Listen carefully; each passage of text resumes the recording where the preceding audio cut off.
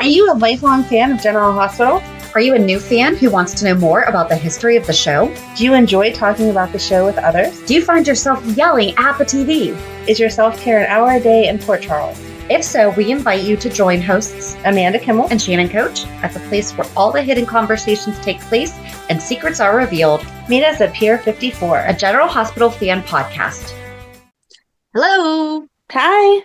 Welcome to the Port Charles 411, Lucky and Liz Part 30, Lucky Part 38.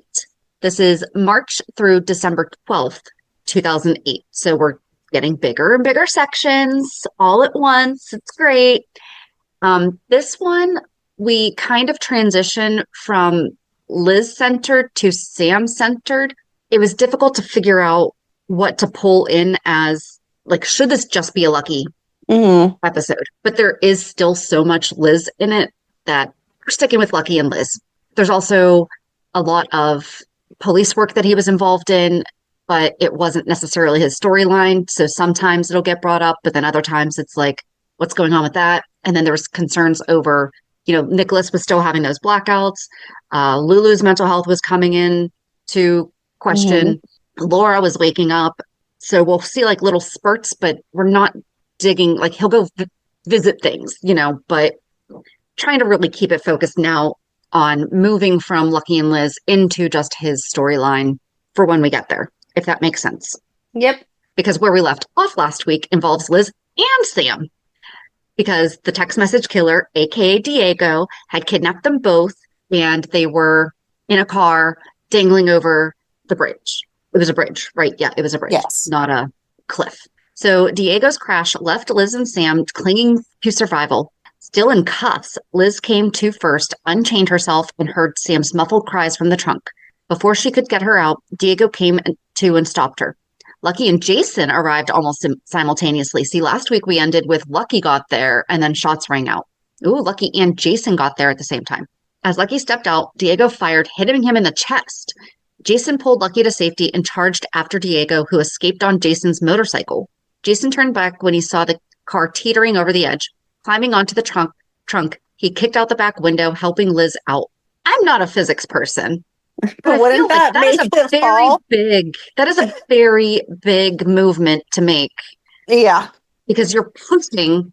Right. Okay. And I know Jason's not a little boy, but I don't think he weighs enough to hold an entire car from falling over the edge. No. Maybe it's not teetering as much as we are imagining. In my head, I have the entire front end off the bridge. And especially where Lucky's down now because he doesn't have someone else helping him. Maybe Sam's weight in the trunk is also helping.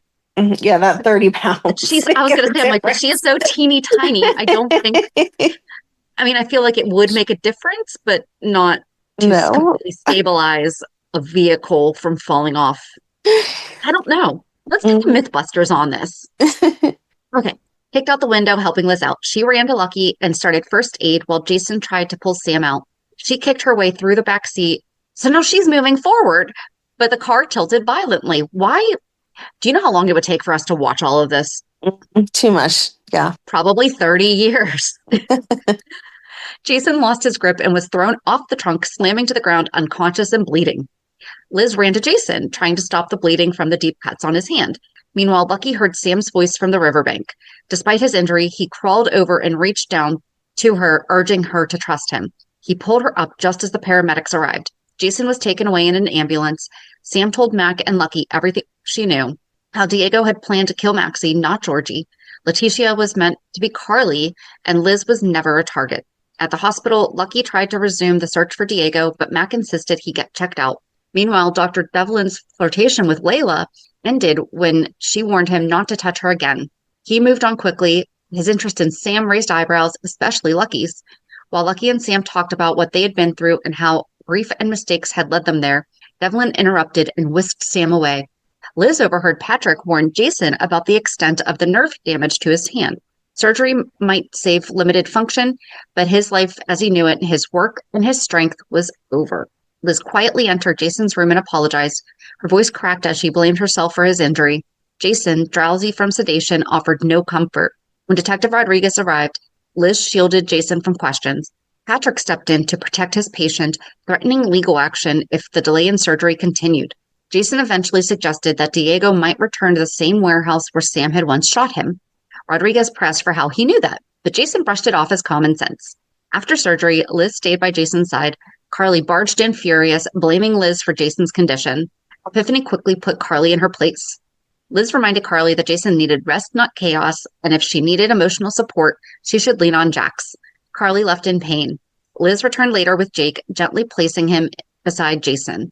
Patrick, seeing this, questioned Liz about what Lucky would say. He quickly apologized, but Liz admitted that Lucky wouldn't have approved. Their conversation turned personal, and Patrick confided that he might be a father. Liz encouraged honesty when Robin entered and denied the pregnancy the moment it passed. Outside Jason's room, Lucky caught Sam when she stumbled. She thanked him, and he reminded her that his actions weren't out of duty, out of concern. She doubted him. Their exchange grew tense, and Sam regretted putting kids at risk, and Lucky admitted his drug use had done the same. Dr. Devlin appeared, hustling Sam back inside.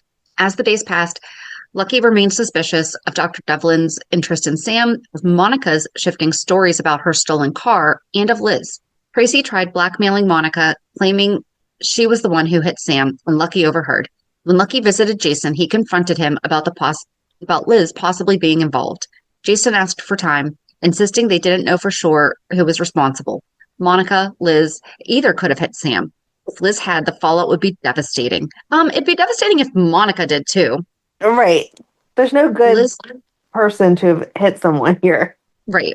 Liz herself feared everything she had built would collapse. Her family, her custody of the boys, the secret of Jake's paternity. Lucky reminded her there were circumstances that might spare her, but she apologized anyway. What neither realized was that Sam had heard everything. Later in the hospital garage, Liz found Sam staring at Liz's car. Lucky found Sam staring at Liz's car. She accused him of shielding Liz. He said he'd only just learned the truth. But when he didn't deny the accusation outright, Sam walked away. Okay, so we need to remember this right now with Liz having been in the vehicle with Rick when Christina cut the brake lines, thinking it was Ava. Right. Because we're recording this in June of 2025, and Lucky just said to Liz, I know more about your accident than I've told you. And it's been like a few weeks, but he has been doing some investigating, but he knew straight up from the beginning it was Christina. Right. But he did the same exact thing for her. Yes. Even when she lied to him about being kid's father. So Liz tried to carry on. She urged Lulu to face Logan, now awake despite the pain and confusion surrounding Johnny. Lulu admitted that she had felt drawn to Johnny's darker side. Liz quietly confessed that she felt the same way about Jason. They parted ways, and Lulu headed towards Logan's room. Liz toward the parking garage. There she found Lucky waiting. He told her about the conversation with Sam. Liz realized Sam might be out for more than answers. She might be out for retribution. Sam had barely stepped into Alexis's office before demanding to know what would happen to the person who hit her. Alexis, as always ready to defend her daughter, was eager to bring down whoever was responsible. Sam left her after promising to share any new details, though she already knew more than she was letting on. She went straight to Liz's house and delivered a calculated warning. With an unsettling calm, Sam implied that she could press charges at any time, dangling Liz's future in the balance. It didn't take long except for Sam ran out into the middle of the road. But you're still supposed to have enough control of your car that you would be able to stop. I mean, yes, but depending on how fast you're going. Well, absolutely. I'm not saying that that's unreasonable because so I don't see if you jump out right in front of it. Exactly. I don't see the police prosecuting whoever it was to like the fullest extent of the law, like it was a hit and run or it was a malicious hit on purpose. Like you jumped in front of their car. Of course, they tried to stop, and then if they didn't, they didn't. So I think Liz needs to go get her own consultation. Where's Rick? She can talk to him for a minute. Hey. He's not liking her so much right now, remember? That's true. I get it, though. It didn't take long for Liz to see through her act. Sam hadn't regained her memory. She had eavesdropped on a private conversation between Liz and Lucky. As Sam threatened to lie in court, Liz didn't back down. Instead, she turned the tables, warning that if Sam pushed this, Liz would expose Sam's role in Jake's kidnapping. It wasn't a bluff. Jason and Amelia had uncovered the truth that Sam had let a stranger snatch Jake from the park and stood by watching. Sam reminded Liz that dragging everything into court would force the truth about Jake's paternity to surface. Would Liz risk her son's safety to protect herself? Seriously, these women have so much blackmail on each other. It's like, who's got the greater blackmail? Right. Liz insisted the hit and run was an accident. She told Sam she wanted Lucky to be happy, but she didn't believe Sam was the one who could give him that. Sam, bitter and vengeful, wished for the day all of Liz's lies came crashing down. Meanwhile, Lucky had a meeting with Alexis. He assured her the investigation into Sam's accident would continue. When Alexis questioned him about the explosion at the cannery, he kept his answers brief, still officially on the case, but his focus was clearly split. Alexis shifted the conversation to her fears about the Zakaras, Sunny and Christina's safety, venting about the choices she'd made that brought her into Sunny's orbit in the first place. Later at the hospital, Liz ran into Lucky. He was there to follow up with Carly about the explosion. Liz was about to tell him about Sam's visit, but Sam appeared, interrupting the moment. She casually told Lucky she wouldn't be pressing charges against Liz, explaining she wanted to put it all behind them for everyone's sake, especially Jake's. Lucky thanked her, seeing the gesture as mature. What Sam didn't say to him, but made sure Liz knew, was that she made her decision because she didn't want Liz's children to grow up without their mother. She also told Lucky she didn't want him to lose custody of the boys. Her performance worked. She left with Lucky and Liz both thanking her. But behind the scenes, Jason was putting the pieces together. He told Liz that Monica had been drunk the night of the accident. Liz considered confessing to protect herself from Sam, but Jason urged her not to. He was sure Monica had been behind the wheel. Spinelli later confirmed it. He gave Jason proof, and when Jason confronted Sam, she accused him of inventing evidence to clear Liz. But when Jason told her the truth, Monica was the driver, Sam was stunned. She ultimately chose not to press charges. She said that she had no desire to ruin Monica's life. She left it in Jason's hands. Jason met with Liz soon after and told her that she was not the one that hit Sam. They kissed, and though relief flooded them both, it quickly turned bittersweet when they talked about Monica. Jason felt the weight of protecting her, but also the burden of keeping Jake's paternity a secret. Later, Jason visited Monica. She was fragile, drunk, and drowning in the loss of Alan and Emily. Her pain was raw, and she admitted that she hated who she'd become. Jason didn't speak much. He didn't need to. The quiet between them was heavy with unspoken forgiveness. When she told Jason she loved him, despite everything, he turned away, eyes filled with tears. At the hospital, Liz dropped by with the boys and asked Robin to watch them while she ran an errand. Sure, because I'm just working. That's fine. Drop your kids off to me. No big Right? deal. As a doctor. Robin tried her best to keep up, negotiating with Cameron over her stethoscope. Epiphany and Patrick watched with amusement, offering no help. Liz returned just in time to rescue her. Later, she checked on Monica and offered support. Monica admitted she was ashamed of how far she had fallen. Liz reminded her that Emily would have stood by her. They embraced before Monica left for court. Robin later told Liz she admired her for raising the boys on her own. Liz confessed it wasn't easy, but said every minute was worth it. Robin asked if she'd ever thought about being with Jason again. Liz hesitated. Jason's world was still too dangerous, but Robin reminded her that love could survive anything if it was real. She broke up with Jason for the same exact that these women all have conversations about their romantic relationship with the same man is a Right. little weird. Exactly. And But that's exactly why she did. yeah, and love can survive anything unless your job gets my child killed, then no, sorry, it's not enough. Right. Jason and Liz spent a quiet moment at her house. Jason, grief-stricken over Michael's shooting, blamed himself. He told Liz he could no longer promise her or the boys' safety. She asked if he was choosing that life over them. He admitted he already had long before they met. They kissed and with tears in their eyes said goodbye once again, though never truly letting go. At the reopening of the Haunted Star, Lucky invited Liz to help keep an eye on Luke, who was celebrating in full form. Sam was caught off guard when she saw Liz at Lucky's side. Hurt, she pulled Lucky aside to ask why he hadn't warned her. Lucky insisted that he wanted to be with Sam, but the image of him standing with Liz lingered. Later, Lucky came to see Liz and offered to cancel plans with Sam to watch Jake when Cameron went to a sleepover. Liz appreciated the gesture. They made arrangements, and Lucky brought the boys back to the hospital later. As Liz drove Cameron out of town, a storm rolled. A flat tire left her stranded on the side of the road, locked out of her car.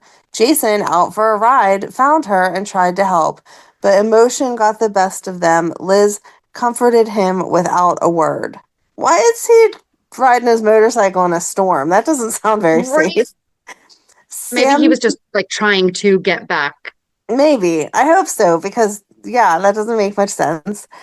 Sam met Lucky on the docks, offering coffee and muffins. They talked about the boys. Lucky told her Liz was still hesitant about letting Sam be around them. Sam didn't argue. She just leaned in for a gentle kiss before Lucky went back to work. Spinelli, meanwhile, was working out with Sam in her apartment, trying to build up confidence. Lucky arrived mid-session, surprised to find Spinelli shirtless on her floor. Sam explained quickly. Lucky admitted he was glad Spinelli was spending less time with Lulu. He didn't like the mob ties. Sam defended Spinelli, saying he deserved a chance to win the girl, even if she wasn't sure he ever actually would. Back at the hospital, Liz tried to help a patient who was vague about his symptoms. Eventually, he admitted to having issues with a prescription for erectile dysfunction. Embarrassed, he left.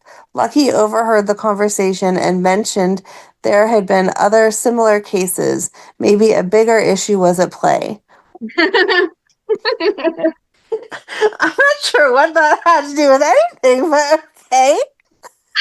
A bigger issue. Play on words. Uh, Sorry. I'm a 12-year-old. Later, Sam approached Liz and apologized. She explained her feelings for Lucky and why she struggled with the boys. Liz agreed to ease her restrictions cautiously. They talked about trying to coexist for the boys' sake. Maybe, Liz suggested, Sam and Lucky could take them to the fair later in the summer. Sam was touched. They agreed it was time to stop carrying old grudges. Soon after, Lucky invited Liz and the boys to dinner at Kelly's. It felt familiar, almost like slipping into an old rhythm, but this time there was a layer of clarity between them. They weren't trying to be something they used to be. They were co-parents navigating a new normal with mutual respect and shared love for their children. Aww. Aw. At Kelly's, Jason saw Liz, Lucky, and the boys walk in together. They looked like a family. He didn't approach. He just watched, alone, as the door closed behind them. This does make you just feel so sad with that. Then Jason had a tense exchange with Sonny over Mike's gambling and protection. Afterward, Lucky visited Jason under the guise of police business, and in truth, he came to say thank you for trusting him to raise Jake and for keeping him safe. They shook hands, no bitterness, just quiet understanding. And then Sam and Lucky had gone to Mexico, and now they're returning to Mexico, and they brought more than sand and secrets. It brought a reckoning. As they settled into the quiet of her penthouse, the energy shifted. Sam spoke openly about her lifelong search for fulfillment, admitting she feared real happiness would cause her to regress into old self-destructive patterns. Lucky listened closely, his disappointment barely masked when Sam struggled to answer whether she was happy. Gently, he pressed her until she finally confessed that her past, her losses, especially the death of her daughter, had left scars that made her hesitant. She also brought up Lucky's deep bond with his children and how it mirrored what his own father never gave him. Sam wondered where she fit in that picture. Then came a surprising admission. After Lucky had canceled the date to be with his kids, Sam had gone to visit Liz at the hospital. She claimed she had acted on impulse and tried to make peace. Sam told Lucky that Liz had been civil but voiced concern about Sam's role in the boys' lives. Fair enough. Listen, we're not supposed to we can not like, we're Yes. not supposed to get in the way of our ex's romantic. But if they try to kidnap your child, Right? I feel like you are absolutely justified in being hesitant to have them near them again. Yes. Liz didn't want Cam confused by Lucky's complicated romantic life. Ugh, come on, Liz, be honest. That conversation had left Sam uncertain of her place. She labeled herself an emotional coward, but Lucky cut through the overthinking. He told her that their relationship didn't need to be this hard. They simply had to trust each other. Sam smiled and agreed to try and then kissed him. Later at Kelly's, Sam overheard Lucky talking warmly about her to Mike. She was touched and said so. The two sat together, continuing to navigate the shaky ground of a relationship built on shared vulnerability and unresolved pasts. When Sam later invited Lucky to meet her at the clinic, she opened up even more. The trauma of her daughter's death still clung to her, especially after watching a young girl nearly die from counterfeit drugs. She was furious and desperate to act. Lucky, ever the procedural thinker, told her there was little the PCPD could do without a solid lead. Sam wasn't satisfied. Nicholas stepped in, offering to fund a private investigation to work alongside the police. It was a rare moment of alignment. Lucky agreed, and together they formed a plan. At the clinic, Sam proposed to go undercover to infiltrate the drug ring. Lucky shut it down immediately. He believed it was too risky and insisted that she let law enforcement handle it. Sam disagreed, certain that she was their best shot at getting inside. Their debate was interrupted by a case at the hospital involving Jerry Jacks. When Lucky saw Liz, he apologized. He wouldn't be able to take Cameron to the baseball game. Liz was understanding, but the moment was interrupted by Sam, who saw Lucky holding Liz's hand. A heated argument erupted in front of the hospital staff and patients. Sam stormed off, telling Liz, "He's all yours." Liz, clearly rattled, went to Nicholas. She insisted she didn't want to be the reason Sam and Lucky broke up. Nicholas was skeptical, given her history with Sam. Liz said she believed she and Sam had reached some kind of a truce and admitted that if Lucky had found happiness, she needed to respect that. Back at Sam's penthouse, the breakup proved to be nothing more than a strategy. Lucky was already inside waiting. They kissed, and Sam thanked him for trusting her. The breakup had been staged to protect her undercover role. As she continued working her way into the cartel, Sam kept her distance in the public. She told Lucky it was difficult not being there for him, especially when Lulu was taken hostage, but she was close to landing a piloting gig with the smugglers. Lucky continued to carry the weight of Lulu's situation heavily. At the hospital, he confided in Liz that Lulu's behavior reminded him too much of their mother's breakdown. Later, he reassured Sam that he had blocked a deadly force order from being carried out against Johnny, but his concern for Lulu only deepened. Sam stayed focused on her mission, even as it strained both of their nerves and their connection. Liz eventually showed up at Sam's door, surprising her with a plea, "Give Lucky another chance." Liz clarified that what she and Lucky shared was purely paternal and that she believed Sam could be what Lucky needed. Sam, caught off guard by the sincerity, thanked her and admitted she respected Liz for looking out for him. Lucky and Nicholas, meanwhile, confronted Scott Baldwin over the reward poster for Lulu and Johnny. Scott refused to back down, blaming Lulu for Logan's death. The brothers accused him of using Lulu to get revenge on Luke and Laura. Scott wouldn't budge. Later, Sam returned to the clinic with a new update. She had secured the piloting job. Lucky still wanted her to pull out and let him investigate the operation through official channels, but Sam insisted this was the only way to stop the counterfeit drug ring. Nicholas backed her, but remained wary. After he left, Sam told Lucky for the first time in a long time she felt like she had real purpose again. She asked him to trust that she could handle it. Still, concern continued to swirl. At the clinic, Nadine confided in Sam that she suspected Dr. Matt Hunter of being involved in the drug ring and was doing some investigating on her own. Sam and Lucky were nearby, still focused on their own part of the case. Liz stopped by to talk with Nicholas and admitted that although she didn't trust Sam, she recognized that Sam was good for Lucky, especially now. Both Sam and Lucky overheard the admission, and it landed heavily. Sam continued her undercover work, now navigating the docks and dealing with suspicious foremen. She and Lucky staged another fake confrontation when he showed up. To keep appearances intact, Sam slapped him and he walked away, clearly uneasy about leaving her in a dangerous situation. And just as she began to inspect a shipment, something unexpected happened. Dun, dun, dun. We should keep a tally. I know this time was fake, but we should keep a tally of how many times one woman says to another, "That's fine, you can have him." Great. Oh, there's not enough paper in the world. My remarkable would run out of space. So Jerry remained fixated on Sam's loyalty, especially since she was supposedly no longer involved with Lucky. She insisted the relationship was over, trying to maintain her cover. Jerry baited her with comparisons, claiming they were more alike than she'd admit, two people who gravitated towards the darker edge of life. He accused Sam of being jealous of the attention he gave Alexis, twisting her motivations. Oh, that's just gross. Meanwhile, Yeah. Sam stayed focused on her mission, though Jerry's insinuations clearly got under her skin. At the hospital, Nadine's curiosity about Matt Hunter and his connection to the counterfeit drug case landed her in hot water. Matt grew increasingly irritated with her interference, going so far as to threaten a restraining order. When Nicholas urged Nadine to back off, Lucky showed up looking for Sam. Not long after, Sam met with Lucky at the clinic. She had just left the warehouse, visibly shaken but still determined. Lucky warned her they had to be more careful. Any further contact could compromise their cover. Sam was convinced Jerry was connected to the drug ring and pushed to expand the investigation to include Matt. While all this unfolded, Liz was at work and caught a quiet moment between Robin and Jason. Watching Jason feel Robin's baby kick stirred something in Liz. She couldn't help but notice the way Jason looked at her from across the room, just as Lucky arrived with the boys. It was a brief but telling moment, one that didn't go unnoticed by either of them. Later, Sam was shot during a DEA bust on the docks. Lucky stepped in just in time to get her out safely before authorities arrived.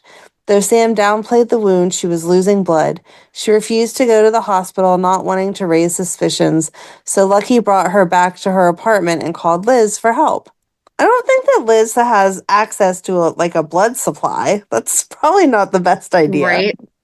When Liz arrived, she immediately understood what was going on. The breakup between Lucky and Sam had just been a cover, and she wasn't angry, just concerned.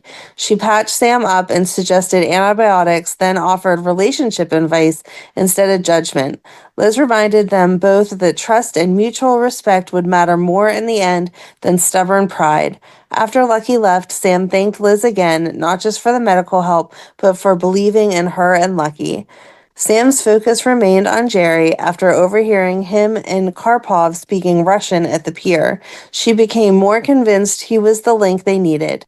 When she voiced her suspicion to Lucky, he warned her not to make this personal just because Jerry was involved with Alexis. But Sam was adamant she needed to know what kind of man her mother was dating.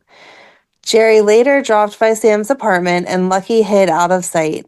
Sam made it clear she didn't approve of Jerry and Alexis, and Jerry responded with veiled threats and twisted flirtation.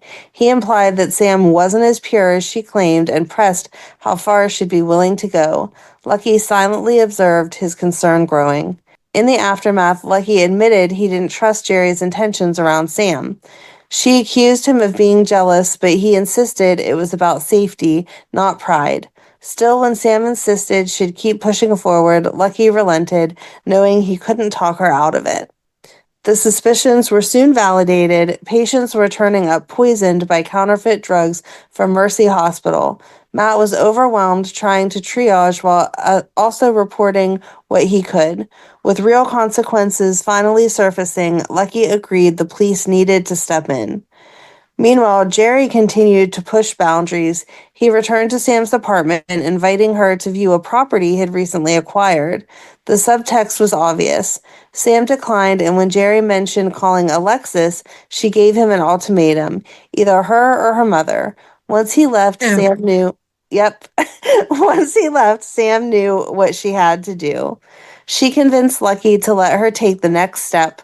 Reluctantly, he agreed. She called Jerry and invited him to dinner. Ew. Ew, ew. That night, Lucky found a possible lead in an alley and asked Sam to meet him. A damaged carton matched the one she'd helped transport for Karpov. It wasn't a smoking gun, but it was something. Just as they share a rare victory, Jerry walked in on them mid-kiss. Sam quickly covered, accusing Lucky of stalking her. Jerry looked unconvinced but left without escalating. Later, Sam assured Lucky she could still gain Jerry's trust. Lucky warned her that if trust meant faking something more than friendship, he wasn't okay with it. But Sam had made up her mind. The plan was in motion.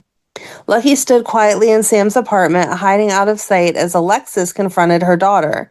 Jerry had claimed Sam had come on to him. Sam, caught off guard, denied it, but struggled to reassure her mother, who didn't know what to believe anymore. After Alexis left, Sam and Lucky reflected on their strained relationship with their parents, neither of them surprised by the lack of trust. Later, Lucky approached Liz at work and asked if he could take the boys camping for a week with Sam. Liz hesitated but ultimately agreed. She figured it was time the boys got to know Sam better. Just as Lucky stepped into the elevator, Rick stepped out and shared that Johnny was headed to Shady Brook. It didn't sit well with Lucky. Meanwhile, Liz got a call from Jason inviting her to Italy. Heck yeah. Right? Before the trip, Lucky and Sam stopped by Liz's to pick up the boys. When Liz casually mentioned her trip with Jason, Lucky snapped. Sam gently reminded him that if Liz could accept Sam being in the boys' lives, Lucky needed to accept Jason in Liz's. Begrudgingly, Lucky backed down. The exchange ended on neutral ground, with both sides reaching a quiet understanding. After the trip, Lucky and Sam brought the boys back to Liz's and settled them down for a nap. Their flirtation on the couch escalated until Sam hit pause. I would hope so. Don't be hooking up in Liz's house. That's gross. The boys were upstairs and Liz could walk in at any time. Lucky revealed he'd told Cameron that Sam was his girlfriend. Sam, touched, admitted how deeply she cared about Lucky and the kids. Just as they resumed kissing, Liz walked in. And we never saw the outcome from that. I'm pretty darn sure that I came back to check, or like I went to check, and I don't think that anything really happened other than, like you said, don't be hooking up on my couch. Right. Over dinner one night, Sam had to cut the evening short after getting a call from Karpov. On the docks, Karpov laid out details about the incoming shipment. Sam mapped out the route. Unseen, someone photographed the entire meeting. When Sam got back, Lucky was waiting. She told him the shipment could finally bring down Jerry and Karpov. Maybe soon they could move in together, start something real. Lucky smiled. He was all in. But complications kept piling up. Right as Sam was about to meet Karpov again, Lucky showed up hoping for intimacy. She pulled away, reminding him of her meeting. Disappointed, Lucky let her go. Claudia saw Jerry at the pier and covered for him when Lucky showed up. Claudia's lie that Johnny was with a prostitute to forget Lulu hit a nerve with her brother, who overheard everything. Back in town, Lucky visited Alexis, who grilled him about Sam. He played dumb, hiding the fact that he and Sam were still involved. On the docks, Sam told Lucky that Jerry had the evidence that they needed, a PDA, and that was like a BlackBerry. And back in the day, that was the electronic. No one knows what those are anymore. Was it personal? Hold on, PDA, personal digital. It's a personal digital assistant. There's a really good movie called Little Black Book. It was Brittany Murphy and Ron Livingston. Oh. And it's really good. It's an older movie. I love it. But one of the central characters, even though it's an inanimate object, is his Palm Pilot. Oh, okay. And they're always like, "You took my palm. What are you doing in your palm?" Sorry. And that ages it. It's like, what's a Rolodex, kids? Right. That is our Rolodex. Soon after, a warrant was issued for Sam's arrest. Alexis begged her not to say anything self-incriminating, but Sam wanted her mother to believe that her motives were pure. Lucky stormed in during the chaos, playing his role as a detached officer to protect their undercover work. Mac insisted on the arrest. Sam was cuffed and taken in. At the police station, Jerry waited smugly as Sam was brought in. She lunged at him, furious. Inside the interrogation room, Lucky asked if the drugs found in her place were real. Sam said that Jerry had planted them, and she was sure her prints were on everything. Lucky couldn't hide how shaken he was, especially after learning Alexis had found Sam and Jerry together in the hot tub. I mean, that's a sacred hot tub at this point. Yeah. He asked if Sam would have gone all the way with Jerry, and she said no. He didn't believe her. Later, Lucky vented to Nicholas, who stepped up and offered to post bail for Sam. Jerry visited Sam in her cell, smug and flirtatious.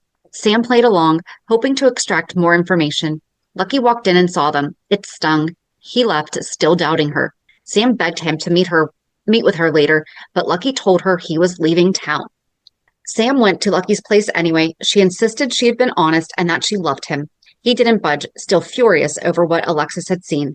Before they could resolve things, Lulu barged in with news that Scott had taken Laura from Shady Brook. Sam stepped back and let the Spencer siblings handle it, promising Lucky she wasn't giving up on them. Lucky was skeptical, but Lulu's confession that she had killed Logan and that Scott was after revenge pushed him to act. She said Laura had woken up and protected her from Scott.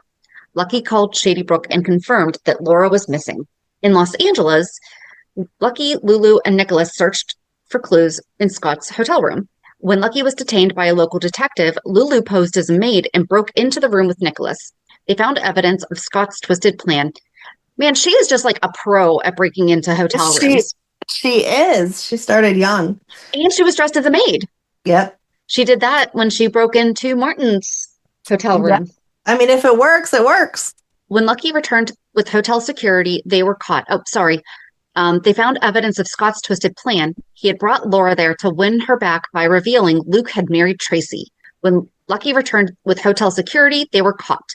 Lulu was released thanks to Lucky, but Nicholas, being foreign-born, was threatened with deportation. Back downstairs, the siblings confronted Scott, who claimed amnesia. Nicholas, I can just picture Scott claiming amnesia. Yep. Nicholas didn't buy it and promised to fund a private search. At the crash site, Lucky and Nicholas joined rescue workers. I don't know what crash site we're talking about right here. Sorry, guys. Tracy insisted that it was all staged, and Lulu stayed behind while her brothers searched. Eventually, they found Luke and Laura arriving safe. I'm assuming it was another car accident then. That would make sense. Laura made her children promise never to lie to her again under the guise of protection. She wanted honesty, not control. Luke confessed the truth about his marriage to Tracy, and the children pledged to be open with her from then on. Back at the hotel, Laura thanked Tracy for helping Lulu. Tracy, however, made it clear she wasn't about to step aside. Laura now knew Luke was still married, and Tracy wasn't planning to let him go without a fight. After Nadine left, Lucky brought Liz to see his mother. They explained the truth about Jake's paternity. Laura understood and didn't judge Liz for the lie. Their talk was interrupted by a phone call from France. Laura answered with a knowing smile. Soon after, Laura asked Lucky to gather Nicholas and Lulu for a family meeting. Luke lingered, and Laura thanked him for taking care of himself, even if it took Tracy to make him do it.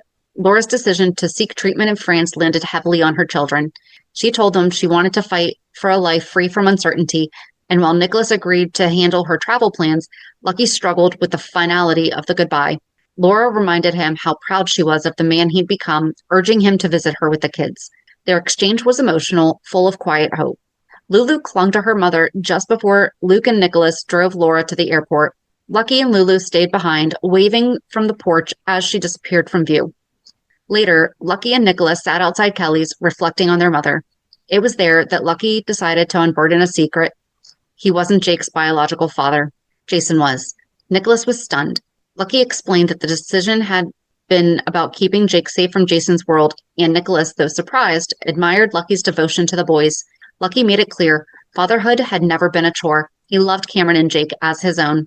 Meanwhile, Liz was at Jason's penthouse, stunned to find Sam there. She questioned why Jason would welcome Sam while shutting her out.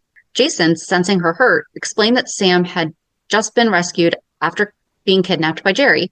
Sam acknowledged Liz's concern, then quickly left, sensing the deeper conversation wasn't hers to be a part of. Later, Sam returned to her apartment where Lucky was waiting, worried she might have disappeared. She was disappointed by his suspicions, but they cleared the air, and Sam reassured him she wanted nothing to do with Jerry. Lucky apologized, and they ended the night reconciled. Bow, bow. Back at the hospital, Liz was in no mood for small talk, and Epiphany took notice. When Sam showed up, Liz bristled, but Sam pushed through, saying she wasn't interested in rekindling anything with Jason. She just wanted peace. Surprisingly, the two women found a sliver of common ground, both confused and exhausted by the men in their lives. That is such a common ground for so many women. Liz wondered aloud whether love alone was ever enough. Sam reminded her that Jason did love her. Soon after, Lucky saw Liz and Jason talking at a crime scene and immediately pulled her aside, furious. He accused her of undoing everything he'd done to protect Jake. Liz insisted he had no right to interfere in her personal life, just as she didn't in his, but Lucky didn't back down. He told her she was living in a fantasy if she thought a future with Jason was possible. On the dock, Sam informed Lucky she'd taken a risky undercover job. He tried to stop her, but she refused. Then Lucky was startled when Sam asked to meet him at Liz's. Strange enough, but the phone call ended with what sounded like gunfire. Liz panicked, fearing her home and children had been exposed to danger. Lucky dismissed it as a false alarm, but Jason soon confirmed that a violent mob retaliation was underway. He urged Liz to pack up the kids and disappear. Sam would go too. Jason wanted them in one of his safe houses, but Lucky insisted on a cabin he trusted. Sam and Liz left with the boys. A figure watched from the bushes, making a call. On the road, Sam and Liz tried to ease the tension with small talk, but a loud bang cut the conversation short. Thankfully, it was just a flat tire. Sam quickly changed it, and for the first time, the two women shared a laugh. Liz admitted she'd been nervous about the arrangement, but was grateful they were working together. At the cabin, Liz got the boys settled while Sam unloaded supplies. Liz called Jason to assure him that they were safe, though the phone barely worked. Moments later, Sam heard something in the woods and rushed inside to warn Liz. They weren't alone. When Liz picked up the phone to call for help, the line was dead. They waited, hoping Jason or Lucky would arrive first, but it was the enemy who came. A shot rang through the window, narrowly missing Sam. Lucky arrived soon after. Liz rushed to him, explaining what had happened. She was terrified for Jake and racked with guilt. Why is she just terrified for Jake? Cameron was there too. Like, you should be Right. terrified for everyone. I Everyone guess can maybe get hurt. because, but I think that she's thinking only Jake would be kidnapped. Although I don't think I that's feel like, necessarily true. And oh no, I agree. But I'm just thinking that maybe that's what she was thinking is it'll only hurt Jake because you can only care about one person, like one kid. I guess so. Back You and only forth. care about the children that are yours Right, biologically. exactly. In the bad guy's minds, who knows? Right, exactly. Siblings would mean nothing. Right. Back in Port Charles, Liz sobbed in Lucky's home, blaming herself. She said Jason had tried to protect her from this very danger, but she hadn't listened. At the police station, Liz searched mugshots while Lucky and Mac interrogated Sasha, a lawyer with ties to the mob. When Sasha denied knowing where Jake was, Liz snapped. She lunged at her, but Lucky pulled her back.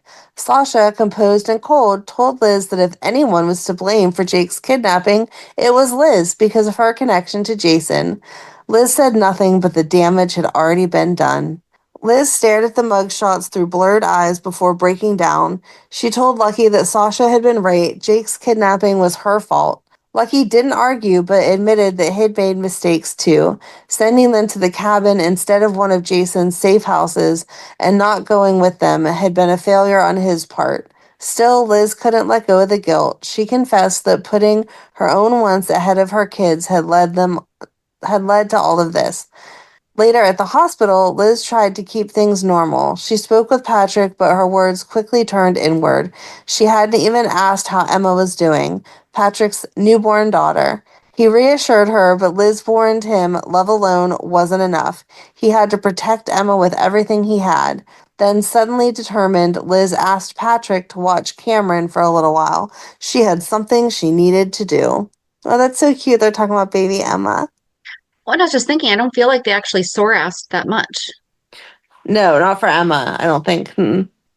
At her studio, Liz was spiraling. Surrounded by her paintings, she grabbed a letter opener and began slashing them to shreds. Lucky arrived in time to stop her. Gently, he took the blade from her and held her as she cried. She said painting had been a distraction, just like Jason. Lucky told her that craving Jason was no different from his past addiction. It was destructive and it needed to end. What mattered now was what came next. I'm not quite sure that those are the same, but okay. Yeah, painting is a healthier. I mean, if things had been happening while she was away in her studio and the boys were getting hurt and in trouble, then yes, that is just as distracting as Jason, but Yeah. it's not.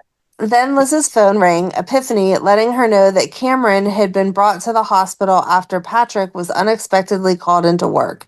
Liz panicked again, blaming herself for not being home. But when they got there, they found Cameron perfectly content playing cards with Matt. Patrick reminded Liz not to lose hope. She didn't have to be perfect. She just had to keep showing up. Later, Joy finally returned. Jason and Sam brought Jake home. Liz lit up when she saw her son safe in Jason's arms. Overcome with relief, she didn't care about the details, just that Jake was back. Lucky took the boys inside while Liz thanked Jason and Sam. Jason tried to shift the credit to Sam, but neither Liz nor Sam cared who got the credit. Jake was safe. Outside, Lucky met Jason and Sam, and while grateful, he couldn't hide his frustration that they hadn't involved the police. Sam said that they had made the best choice they could in the moment. Before going inside, Lucky asked Jason to get Sam home safely. Inside, the family sat close as Lucky read to Cameron and Jake. Liz watched with quiet gratitude. They had made it through the worst. The next morning, Lucky brought Liz and the boys home after staying at his place. Liz thanked him for his support and kindness. Lucky brushed it off. He loved the boys like his own. Liz smiled and suggested a zoo trip to celebrate, but a call from the courthouse interrupted the moment. Liz was needed to give a statement about Jake's kidnapping. Lucky stayed with the kids until Audrey could arrive. That evening, Sam returned to an empty apartment until Lucky showed up.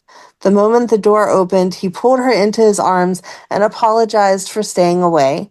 Sam understood. Jake came first. But when Lucky leaned in to kiss her, Sam pulled away. She brushed it off as an injury from the rescue. Lucky offered to take her to the hospital, but she declined. Sam told him that the charges against her had been dropped, but she wasn't done with the Russians. She had a gut feeling and she couldn't walk away. Lucky urged her to leave it to the authorities, but Sam said rules weren't her thing. He half-jokingly suggested she become a cop, but they both knew her record ruled that out. As he left for work, Sam promised they'd talk later over dinner. At the courthouse, Liz recounted the events of the kidnapping for the record. Afterwards, Lucky noticed she was visibly shaken. She told him she'd said goodbye to Jason for good. Whether or not Jason wanted to end things, she had already made the choice. Liz admitted she hadn't always put her kids first, and she needed to now. She mentioned the trust fund Jason had set up for the boys and asked Lucky not to reject it. He agreed. Liz looked at him with quiet appreciation and thanked him for standing by her, for being the steady presence her boys needed. They sat together in the corridor, the chaos behind them, the future still uncertain. Such a mess. Yeah. It's just a tangled mess. There's not really any other way to describe it. Nope, there's not.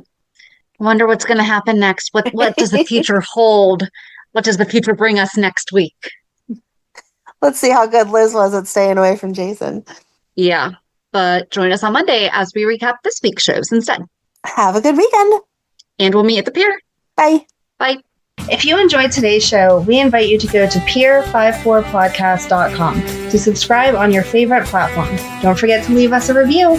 And you can also follow us on many social media channels. Just search for Pier 54 Podcast. Also, we are not perfect, so if there is something that we missed or messed up, just let us know by emailing us at pier54podcast@gmail.com.